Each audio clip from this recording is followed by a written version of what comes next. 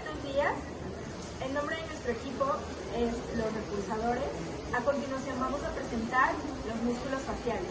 El equipo está conformado por Elvira Naya Rosada, Mayeli Gabriela Morales, Daisy Guadalupe Salas Vivanco, Susana Pérez Juárez, Alec Mariana Erika López e Itzel Jimena Paniagua Pérez. Músculo occipitofrontal. Se clasifica como digástrico por poseer dos vientres, un vientre frontal y otro occipital, los cuales están unidos por una aponeurosis intermedia. Esta aponeurosis intermedia es conocida como la aponeurosis epicraniana.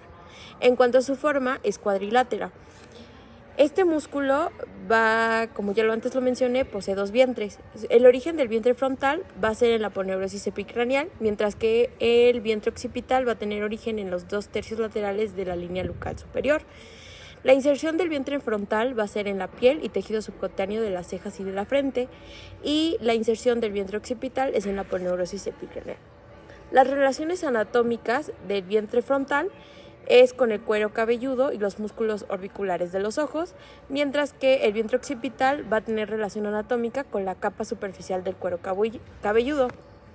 La función de este músculo va a ser que el vientre frontal eleva las cejas y arruga la piel de la frente, tira de la piel cabelluda hacia adelante para indicar sorpresa o curiosidad, mientras que el vientre occipital retrae la piel cabelluda y aumenta la eficacia del vientre frontal.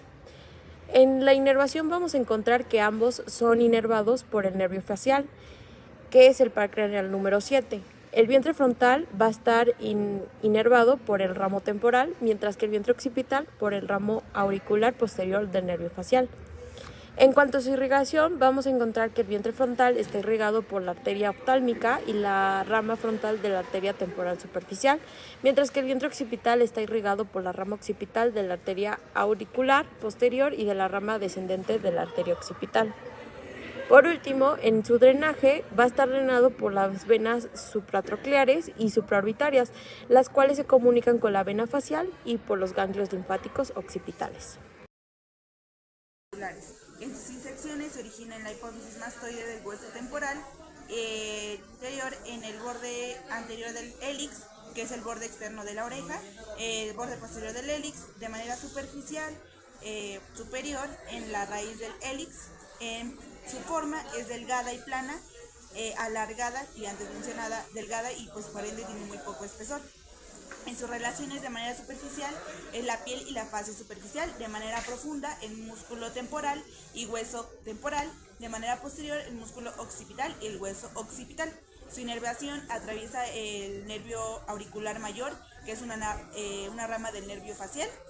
En el drenaje pasa a través de la vena auricular posterior, y entre sus acciones, las acciones que realiza, es responsable de mover la oreja de atrás hacia adelante y darle dirección a la oreja para que ésta pueda captar ciertos sonidos.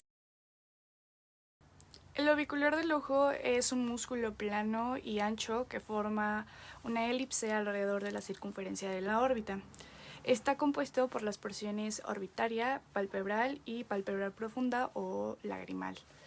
En la orbitaria se inserta en el hueso frontal, específicamente en la parte medial de la apófisis frontal del hueso maxilar y el ligamento palpebral medial. Las fibras del músculo recorren en su totalidad la órbita, volviendo así a su punto de origen. La función que tiene es el responsable de hacer un cierre forzado del párpado, el cual se activa durante acciones como el cerrar los ojos con fuerza cuando hay cierta exposición a una luz brillante o ayuda a protegerse de factores externos como lo es el polvo. En la porción palpebral se origina en el ligamento palpebral medial, en donde sus fibras se distribuyen horizontalmente a lo largo del párpado superior e inferior, uniendo a los extremos del ligamento palpebral lateral. Su función es facilitar el cierre suave del párpado, así como el parpadeo normal o cuando los ojos se cierran ligeramente. Esta porción es crucial para la lubricación del ojo y proteger de ciertos aspectos externos. En la porción palpebral profunda o lagrimal se origina en la cresta del hueso lagrimal, donde las fibras se insertan en los bordes del párpado superior e inferior, cerca de la abertura de los conductos lagrimales. Su función es claramente ayudar al drenaje de las lágrimas desde el saco lagrimal hacia los conductos nasolagrimales. La inervación se encuentra en el nervio facial 7 par craneal, específicamente a través de ramas temporales. Estas ramas del nervio facial se inervan en la porción superior del músculo bicular del ojo, incluyendo la región de la frente y los párpados superiores. De tal forma, también se encuentran las ramas cigomáticas, en donde estas ramas se inervan en la porción inferior del músculo, abarcando los párpados inferiores y la parte medial de la región orbitaria. La irrigación del músculo orbicular del ojo recibe su sangre a través de ramas de la arteria oftálmica, que es una rama de la arteria carótida. Las principales arterias que lo irrigan son la arteria supraorbitaria y la arteria supratroquear. El drenaje del músculo orbicular del ojo se realiza a través de venas que acompañan las arterias en la región facial, como la vena supraorbitaria, que recoge la sangre de la región superior del músculo y une a la arteria supratroquear para formar la vena angular. También la vena supratroquear drena la parte medial del músculo y también se une a la vena supraorbitaria, que contribuye a la formación de la vena angular. De tal forma, la vena facial, que es la vena angular, se convierte en la vena facial, que es la principal vía de drenaje venoso de la cara.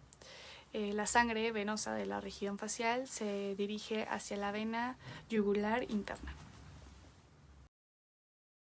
El corrugador superciliar es un músculo facial delgado y profundo que es ubicado en el extremo medial de las cejas.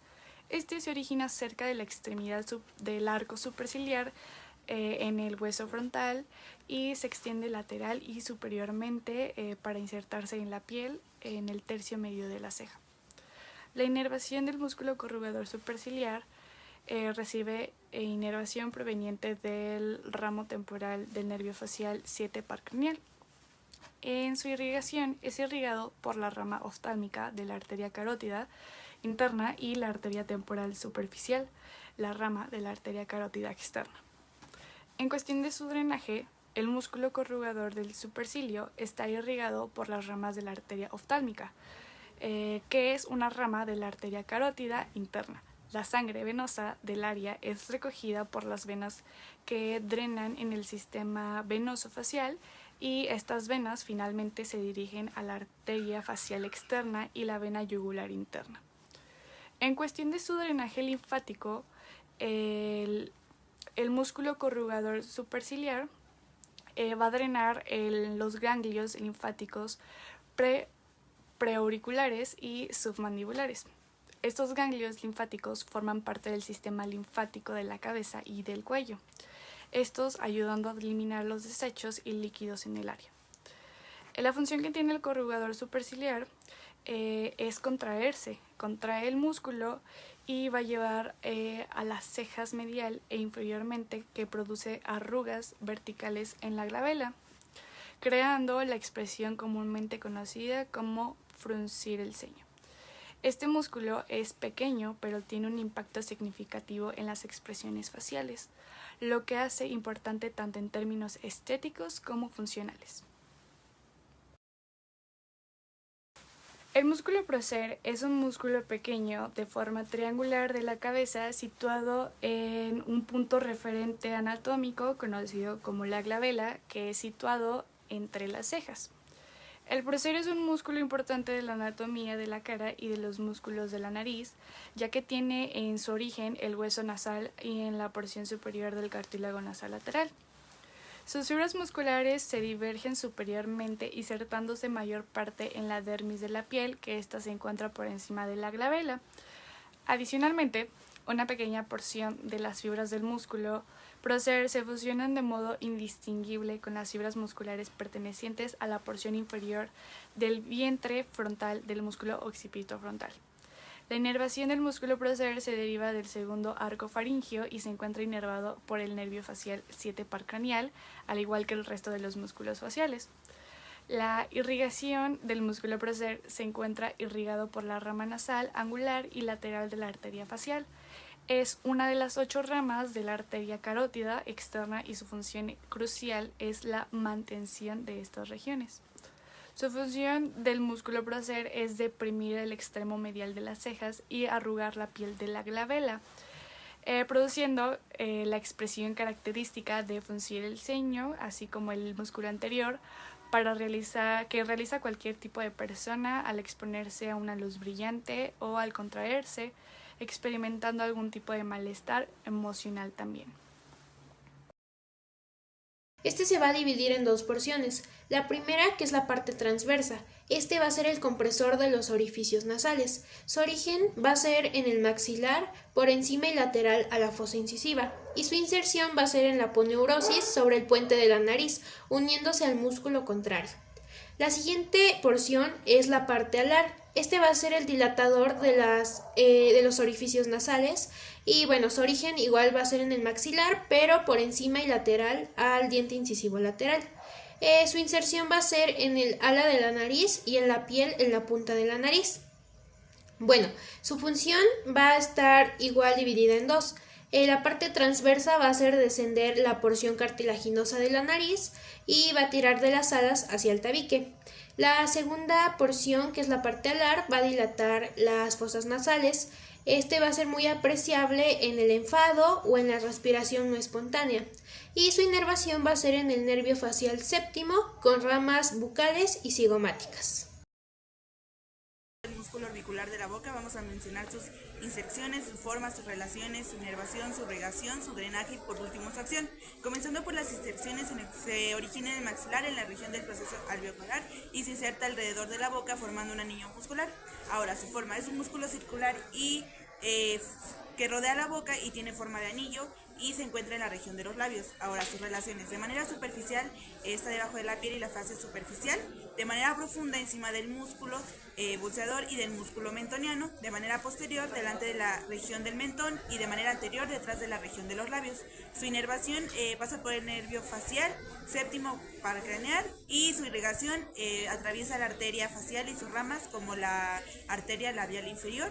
Su drenaje se realiza a través de la vena facial y sus ramas como la vena labial inferior y en sus acciones cerrar la boca y los labios, realizar el proceso de masticación y expresar emociones como sorpresa o tristeza. Elevador del labio superior. Tiene una inserción en la piel del labio superior y borde lateral de la nariz. Tiene un origen en el borde infraorbitario del maxilar y sobre el agujero infraorbitario. Es un músculo largo y delgado, situado lateralmente a la nariz. En sus relaciones anatómicas, de manera superior, tiene una relación con el orbículo del ojo. De manera inferior, se continúa con los músculos del labio superior. De manera medial, se encuentra próximo al músculo nasal. En el punto lateral, tiene una relación con el elevador del ángulo de la boca. Su inervación se encarga la rama bucal del nervio facial, que es el séptimo par craneal. En la irrigación, las ramas de la arteria facial y la arteria infraorbitaria se encargan de irrigar a este músculo. En su drenaje venoso, las venas faciales drenan a la vena yugular interna. Su acción es elevar el labio superior y contribuye a movimientos faciales como la sonrisa y la dilatación de las fosas nasales en expresiones como el esfuerzo. Músculo cigomático menor. Es un músculo pequeño en forma de cinta, tiene origen en la cara interior del hueso cigomático y su inserción es en la piel del labio superior. Su función es que forma parte de los dilatadores de la boca, retrae y produce la eversión del labio superior, profundiza el surco nasolabial al mostrar tristeza. Sus relaciones anatómicas de este músculo van a ser que superiormente se va a relacionar con el músculo orbicular de los labios, inferiormente con el músculo cigomático mayor, medialmente con la piel del labio superior y la mucosa nasal. Su inervación va a ser por parte de los ramos cigomático, bucal, del nervio facial, mientras que su irrigación va a ser por la rama labial superior de la arteria facial. En cuanto al drenaje, va a estar drenado por la vena labial inferior y los nódulos linfáticos bucales. Músculo cigomático mayor. Es un músculo oblicuo de forma rectangular. Tiene origen en la cara lateral del hueso cigomático y una inserción en el ángulo de la boca, también conocida como modiolo. Su función es que forma parte de los dilatadores de la boca, eleva la comisura labial bilateralmente para sonreír y unilateralmente para burlarse. Las relaciones anatómicas de este músculo van a ser que superiormente se va a relacionar con el músculo cigomático menor, inferiormente con el músculo risorio y los músculos auriculares del labio, y medialmente con la piel de la región peribucal y el sistema nervioso de la región facial. Su inervación va a ser por los ramos cigomáticos y bucal del nervio facial. En la irrigación vamos a encontrar que proviene de la rama labial superior de la arteria facial, y su drenaje va a ser por la vena labial inferior y los nódulos linfáticos bucales. Buccinador. El buccinador tiene una inserción en el ángulo de la boca fusionándose con el músculo orbicular de los labios. Tiene origen en los procesos alveolares del maxilar y la mandíbula. Es un músculo cuadrilátero y plano que contribuye a la mayor parte de la pared de la mejilla. En sus relaciones anatómicas, de manera superficial, está cubierto por la bola adiposa de Big Chat y el músculo macetero. Desde un punto superior tiene una relación con el maxilar, está relacionado con el maxilar. En la inervación, en la rama bucal del nervio facial, que es el séptimo par craneal, se encarga de inervarlo. En la irrigación arterial, las ramas bucales de la arteria facial y de la arteria maxilar se encargan de la irrigación de este músculo. En el drenaje venoso, la vena facial drena a la vena yugular interna. Esto se encarga de drenar toda la sangre venosa. Su acción es comprime las mejillas contra los dientes, facilitando la masticación, y también ayuda a la expulsión del aire por la boca en la acción de soplar. Músculo elevador del ángulo de la boca. Inserción y forma. Este es un músculo largo y delgado que se origina en la fosa canina del maxilar y se inserta en el ángulo de la boca. Principales relaciones anatómicas. El músculo elevador del ángulo de la boca se encuentra profundo y lateral al elevador del labio superior. Función mecánica. Levanta las comisuras labiales. Inervación. Ramas cigomáticas y bucales del nervio facial. Irrigación. Rama labial superior de la arteria facial y rama infraorbitaria de la arteria maxilar. Drenaje de venas y linfáticos. Este se drena a través de los ganglios submandibulares. Músculo depresor del ángulo de la boca, o también conocido como triangular. La inserción y forma. Este es un músculo triangular y par que se origina al nivel del tubérculo mentoniano y se inserta en el ángulo de la boca. Sus principales relaciones anatómicas son: en la parte inferior, el depresor del ángulo de la boca es continuo con el músculo platisma y la fascia cervical. Función mecánica. Deprime el ángulo de la boca, dando una expresión de tristeza. Inervación. Ramas bucales y mandibulares del nervio facial. Irrigación, arteria labial inferior y arteria mentoniana. Drenaje de venas y linfáticos es a través de los ganglios submandibulares. Bueno, el músculo siguiente es el risorio. Este tiene un origen en la fascia del músculo mesetero y su inserción va a ser en el modiolo 10-12. Este es un músculo muy variable, ya que muchas veces se ha clasificado como un músculo independiente. Este, cuando aparece, sigue hacia adelante en una forma horizontal. Puede variar de fibras hasta una lámina fina, ancha y superficial. A menudo es considerado el músculo de la risa, aunque se puede decir lo mismo de todos los músculos del modiolo. Cuando este aparece, va a retraer el ángulo de la boca, esa es su función. Y en su inervación va a ser en el nervio facial séptimo con un ramo bucal.